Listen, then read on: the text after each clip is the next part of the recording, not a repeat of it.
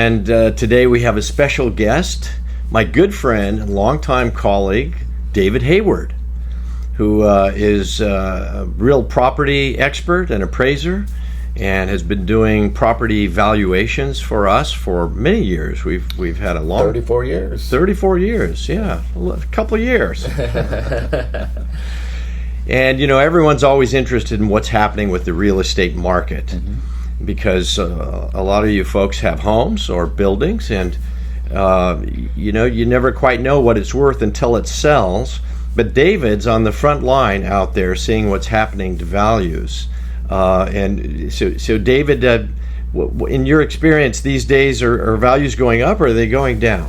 Well, that's a great question, Dan. Thank you for having me here today. It depends. And the reason why I say it depends on your neighborhood. It depends on the type of product that you have. And in real estate, always location.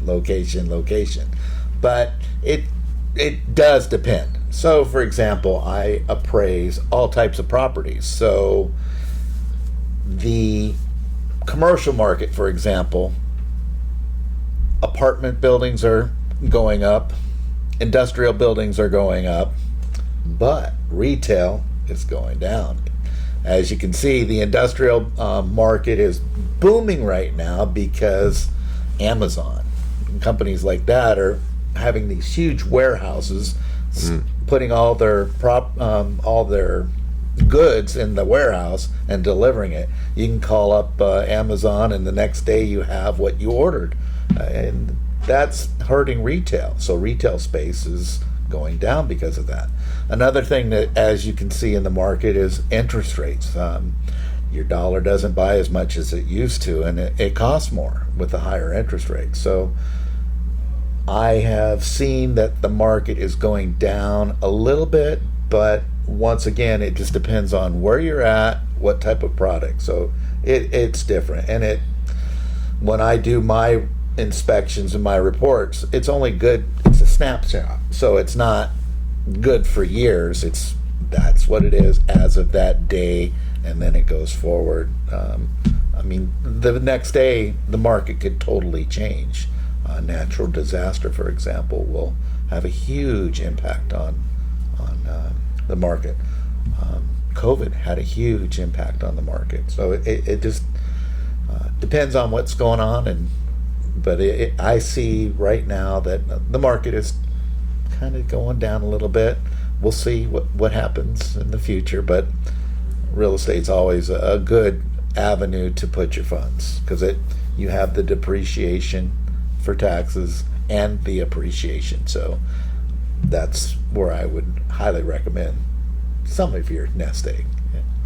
It's a good point you make about Amazon taking up more warehouse space and therefore driving up rents on industrial, whereas retail, right outside on Von Karman here, sometimes I can see up to 7 or 8 Amazon trucks all in a row at the stoplight. I don't know where they're coming from, but they're coming from. There's a warehouse right around the corner from here. Oh, okay, so that's where they're coming from. Yes. But those are people who are buying things from Amazon that are not going to their retail store to pick up something, and that has an effect in the values that you're seeing. Oh, absolutely. Well, imagine a retail store owner. They have to pay employees. They have to pay rent. Right. They have to pay utilities. Right. And so it's easier to get that product from a warehouse than it is to have those additional costs.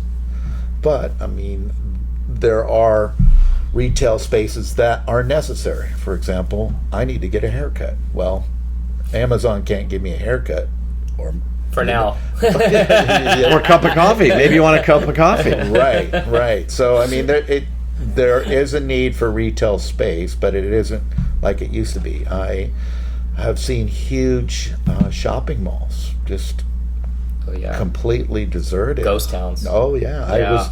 I was in Texas doing an appraisal of a shopping center. It was 70% vacant. In the middle of the day, walking in there, and there's nobody. That was the weirdest. That's spooky. Weirdest sensation. And all the big boxes were gone. Mm-hmm. So the client was looking to repurpose that property, and So that's it's the changing times. So are you seeing a lot of repurposing now for malls, for example? I know that sometimes they're building apartment buildings or even housing. Is that what are you kind of seeing out there? Yeah, absolutely. As an appraiser, we have to determine the highest and best use. So the mall is no longer the highest and best use. There's, maximally productive, financially feasible. Is it legal? Can you build it? Well, right now malls are not maximally productive, so therefore they have to find a new use for that land. And I was reading about a mall in the Midwest, one of the country's largest ones, and I can't remember the name of it. Mall of America? I don't know if it was that one or not, but it was a big one, and they were having problems. They had too much space, too many vacancies, so they've decided to repurpose it and essentially build a community. Some of the wings of the mall will be converted to living space, residential.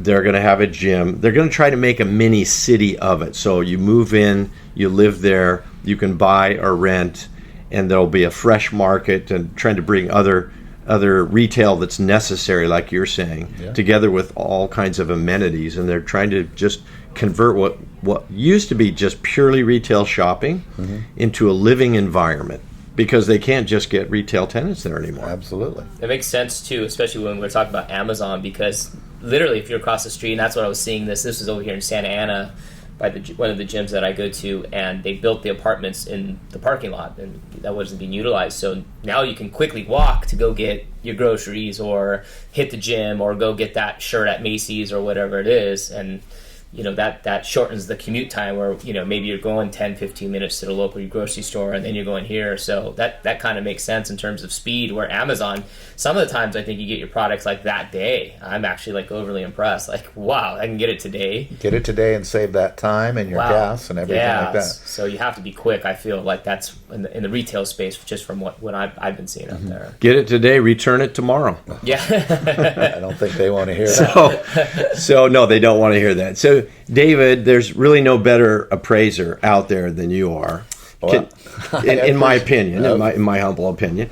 You've done some great work for us, but can you tell for our listeners what are some of the basics of appraising, and how do you arrive at the value of something, let's say a home versus maybe an income property? Okay, great question.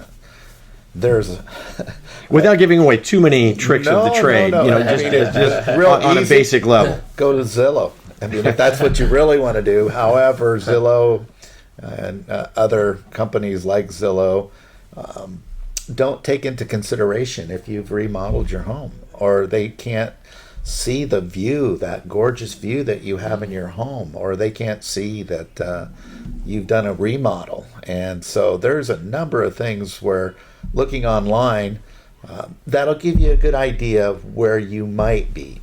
However, it doesn't necessarily tell you exactly where it's going to be. The appraisal process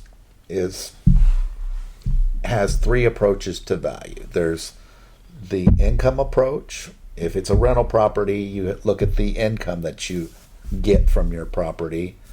Then you take out the expenses, and then you're left with what is called net operating income. You take cap rates, divide that number by your cap rate, and that gives you the value via the income approach.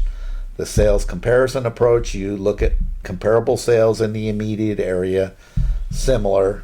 That works great for homes, not necessarily great for commercial properties. And then the cost approach is really good when the property is brand new or when it's really old, because in between, the cost approach is very subjective, and you're doing what is called depreciation. So there's physical depreciation, functional depreciation, and external obsolescence. So in between, it's very subjective, and so cost approach isn't necessarily utilized a lot by appraisers, but it is a necessary approach and should not be overlooked. It helps with For example, taxes, when you're doing taxes, a lot of the attorneys want the land value. And so if you don't do the cost approach, you don't derive the land value. So it is important to do for estates like yours, Dan. So, Yeah. So once you get these three numbers, income, comparison, and the cost approach, how do you weight them, or do you pick the one you like, or is how do you mix the secret sauce there once you have these three variables quantified? Well, depending on the type of product. So, for example, an apartment building, most weight is usually given to the income approach because you're an investor, you're buying an apartment building, and you buy it because you want the income stream. And then secondary weight is given to the sales comparison approach. You look at other apartment buildings that have sold in the immediate area. You compare it to gross rent multipliers. You look at price per square foot, price per unit, that type of thing. And then typically I discard the cost approach. However, it's up to the client. The client is the one that gives you the assignment, and so that's what is the purpose of the appraisal. So the client gives you direction as to, do I want the cost approach or not. So typically the cost approach is either eliminated or given the least weight, unless the property is brand new or at the end of its economic life. I mean, for example, you might have a building that's completely vacant and it has no income. So you're kind of left with a blank there, and you've got to rely more on the comps, the comparison. Right. Well, example, if you look out your window right there, that building was vacant for 3 years. That's right. Wow. 3 years. And so could I do an income approach? Sure, I could do an income approach, but there was no income. Yeah. I mean, it would be a hypothetical condition, so that exists. But can you take a hypothetical condition to the bank and get a loan? Maybe, maybe not. The building does exist. It just would take a lot of work to get it leased up. You don't get it leased up overnight. So that's where a condition where the sales comparison approach would probably have more weight than the income approach in that example.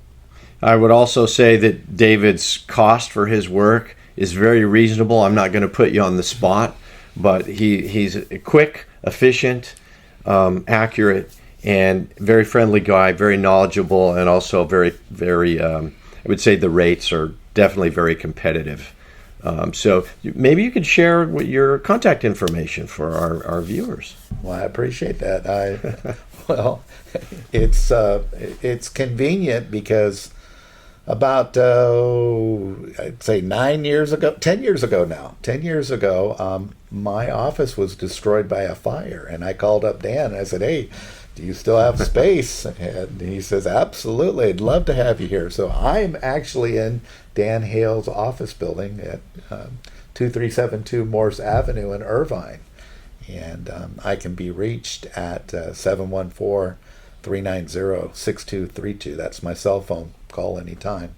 I may not answer in the middle of the night, but I will respond promptly. Or just hit us up and we'll put you in touch with David. Yeah. Yeah, and one extra thing too is also for some of the trust clients or their parents have passed away and they need to get appraisals, based on, Dan, I know you're dealing with this a lot with the clients, but there's step-up basis and different tax things that have to be done. And, we've used Dave personally with my family and with my clients. And it's a great thing to maybe do that type of, on the date of death type appraisal, right? The house is worth something now, but maybe mom or dad passed away, or in this case, my grandparents, 3 years ago. So, that's always good. It's kind of hard sometimes to look back in the past and say, hey, here's what it was 5 years ago or 3 years ago, right? Values change significantly. Well, fortunately, I have access to data that goes back 100 years. So, I've had issues where, a probate that wasn't done, or somebody passed away 15 years ago. I can appraise the property still. They may not be living there any longer, and I'm sure I can't get into the property, but sometimes I have access to older photos and I can determine, what the property was looking like way back then. It's not a difficult thing to do. It's just an opinion of value as of a certain date. And so you take the same steps as if you were doing it today. And just that date is the date that the effective date of the appraisal. Yeah, glad you brought that up, Chris. So basically, anytime someone dies, the cost basis of their interest in a property, if they own the whole property, then it's the whole property. The capital gains cost basis steps up all the way to fair market value exactly on the date of death. So whatever the date of death on the death certificate is, as you're administering a trust or a will, that's the appraisal that David will use to appraise the properties. And a lot of people don't know that you need to do this. And they may go on, like you're saying, they could live in the property for years and years, and they don't realize that the step-up in basis has to be determined as per written professional appraisal exactly on the date of death. So sometimes you're asked to do appraisals back several years, aren't you? Right. And then another thing that's key, some people think, oh, is this going to impact my property taxes? It does not. This has nothing to do with property taxes at all.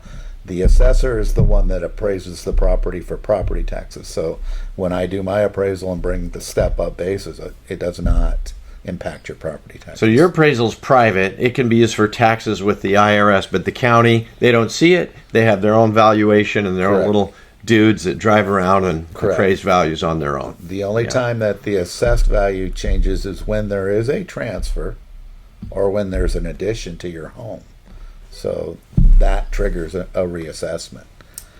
Dave, and do you see sometimes when the somebody trying to challenge the assessor? Sometimes maybe the assessor's saying it's worth $1 million, and you're thinking it's worth $950. Do you get those type of calls in some cases? Or? I do, but there's guys out there that's what they primarily do. I've done it for Orange County, LA County, and there's companies that's what they specialize in and go to court for it. And I don't do it because it's based on a percentage of what they save the client. Oh, interesting. Versus a set fee. Just a standard, yeah. Yeah, so I'm a set fee kind of guy, and that's how I roll. Well, David, thanks for imparting so much knowledge to us today. It's been great having you here. Okay, thank you for having me. Sure. It's been a great pleasure chatting with you guys and helping you understand a little bit about what I do every day. Awesome. Have a great weekend, everybody. Thanks, guys.